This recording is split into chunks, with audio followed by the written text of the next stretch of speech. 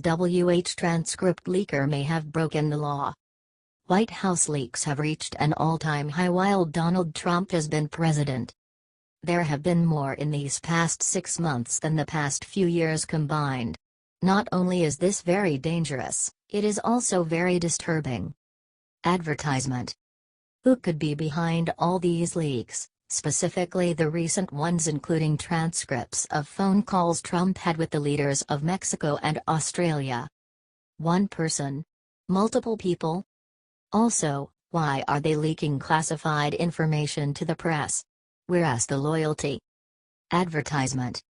Trump shouldn't have to worry about conversations he's having with other world leaders being leaked to the public. He has a difficult enough job as it is. If world leaders know conversations even have the chance to be leaked, maybe they decide to not even talk with Trump. That's not going to work for anyone and nothing will get done. Now, CBS anchor John Dickerson of the mainstream media says whoever is leaking transcripts from the White House may be breaking the law, according to RightScoop.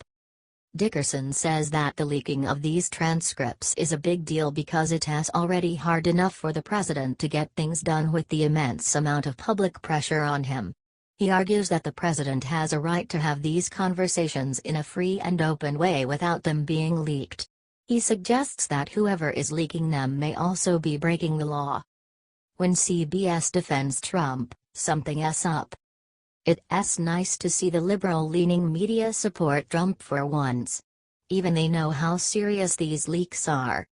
Trump doesn't need enemies from within right now.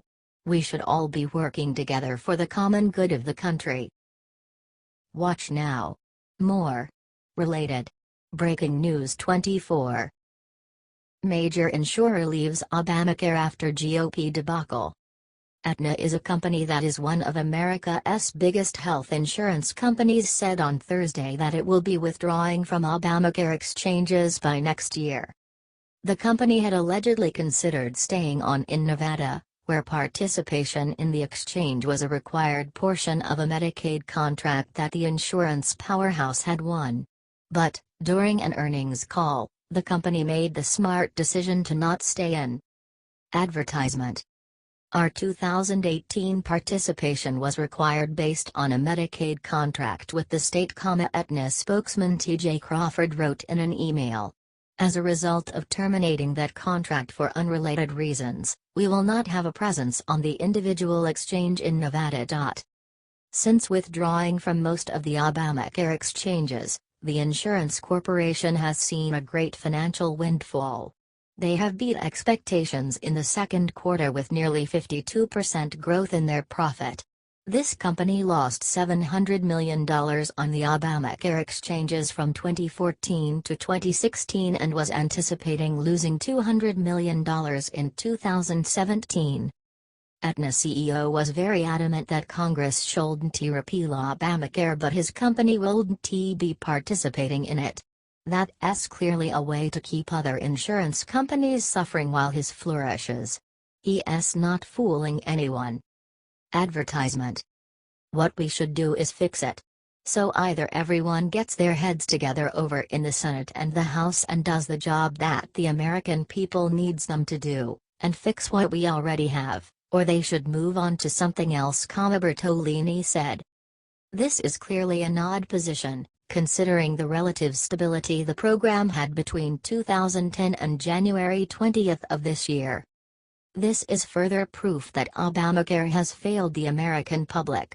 Insurance prices have skyrocketed because of this. What do you think of this news? Watch now. More. Related. Breaking News 24. President Trump's family makes terribly sad announcement. Before and after this most recent election, there was a ton of disgusting accusations against Donald Trump.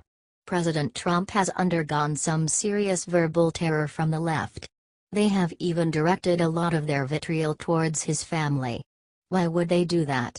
Because they are angry losers. Eric Trump, President Donald Trump's son, and his wife Laura confirmed they donated a massive amount to help sick kids. $20 million to be more specific. Advertisement. They donated the funds to St. Jude Children's Hospital.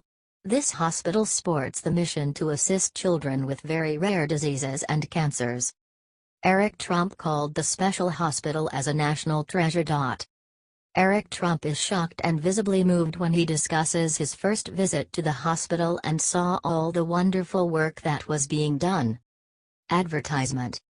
He decided he had to be involved with such a worthy cause, but even St. Jude was shocked at the amount he gave to help their incredible mission. Eric said he was proud to be a part of such an important organization. While he did recount how blessed he is to have very lively and healthy children, he understands the magnitude of charity, to help the less fortunate, and in this case he has a strong drive to help find a solution for pediatric cancer. The horrific ailment that takes so many young children before their time. How is Eric doing this? He is giving money to people with the ideas and means to find solutions. Kind of what his father wants to do with our crumbling economy. This is the true Trump family, caring, humble, and smart. This is exactly the kind of family we want helping lead our nation. When you give $20 million in charity, you're a pretty good person. The Trumps will continue to do good things. Watch now. More. Related. Breaking News 24. Mitch McConnell horribly insults President Trump right as Congress goes on vacation. President Donald Trump smacked Hillary down for the 2016 presidential election. It was officially a landslide. Congress enjoyed similar success. President Trump took several states that have refused to vote Republican in several elections. Advertisement. Loving to ride his coattails, the GOP won back the House of Representatives and took the majority in the Senate.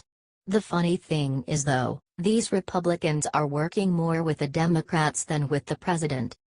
In December 2016, Speaker Paul Ryan elaborated on how he would work with the president to pass the American people's agenda.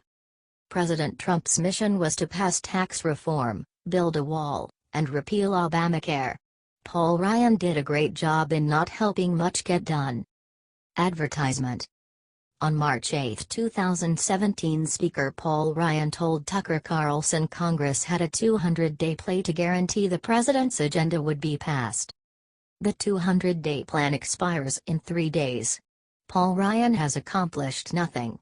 Of course, when it expires, Congress will be on break. They are taking the entire month of August off. It's good to see our tax dollars going to waste.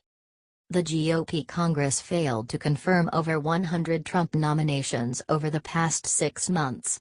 Yes, the GOP-run Senate has failed to do what they were elected to do. We need a parliamentary process and the ability to remove the losers that don't do their job from office. Now they have legislation to block President Trump from recess appointments.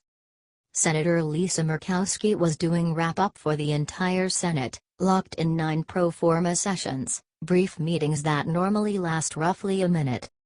Senators were scheduled to be in town through next week, but staffers and senators predicted they would wrap up a few remaining agenda items and leave Washington early. What do you think about this? Should the GOP Senate be thrown out of office? Watch now. More. Related. Breaking News 24. Former FBI agent reveals why liberals in Congress get away with leaking classified intel. Attorney General Jeff Sessions and the FBI sent a word of warning to the leakers in the White House. He said that the DOJ is looking for ways to stop the media from publishing sensitive information.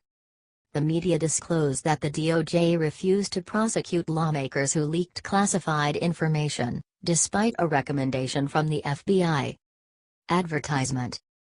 AG Sessions said Friday an annihilation of leakers, which will start with a review of the DOJ's policies of issuing subpoenas to news organizations that put out the sensitive information.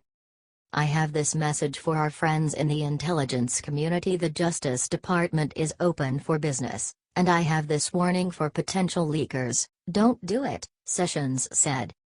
During his press conference with Director of National Intelligence Stan Coates, Sessions said that the Justice Department, FBI and other official intelligence agencies will reroute more funds for the investigations of government leaks and would put prosecuting those that leak sensitive information along to the press or foreign officials as a top priority.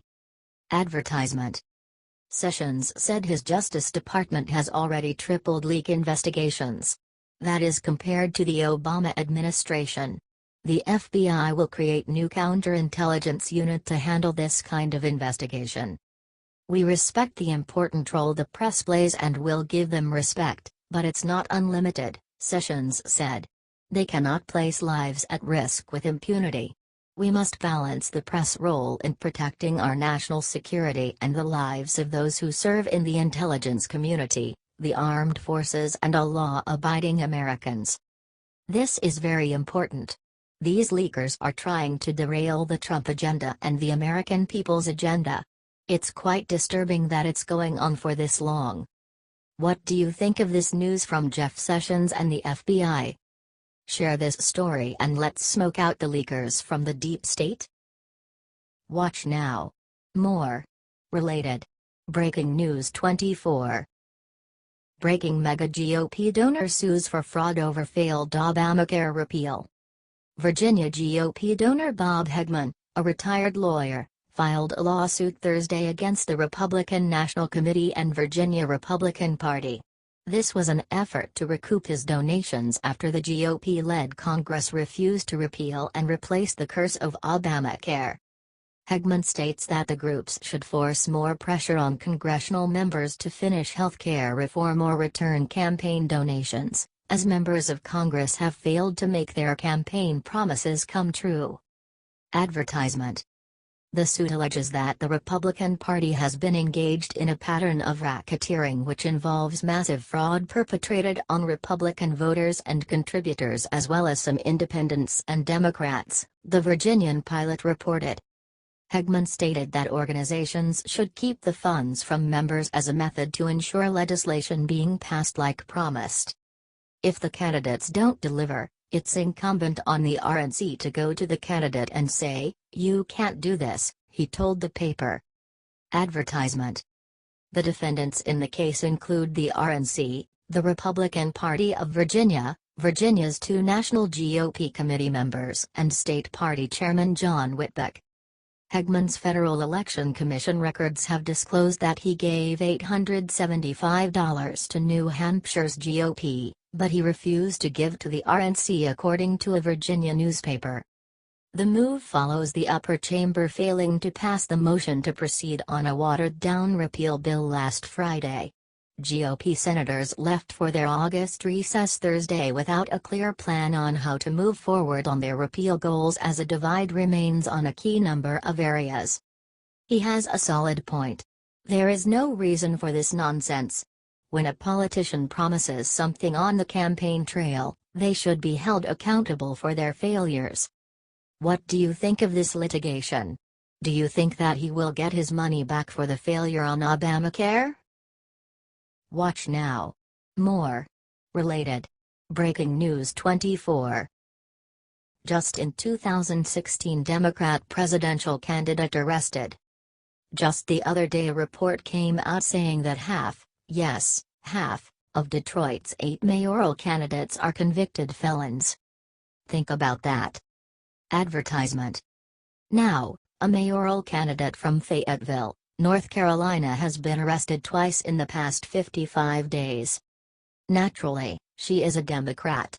Go figure, huh? The Fay Observer has the story. Advertisement. A candidate running for mayor of Fayetteville has been arrested twice in 55 days, accused of stealing and interfering with a water company's equipment. Considine Gribble, 56, of the 6100 block of Louise Street, was arrested on misdemeanor charges by the Fayetteville Police Department on June 8 and again Tuesday. She was charged with larceny in June and with reconnecting disconnected utilities in the second incident, according to arrest documents. Gribble is currently out of jail after posting her $500 bail. Back in 1999, Gribble was sentenced to 6 months in jail after she was convicted of assault for attacking her husband with a statue. Craziness. But that's not all.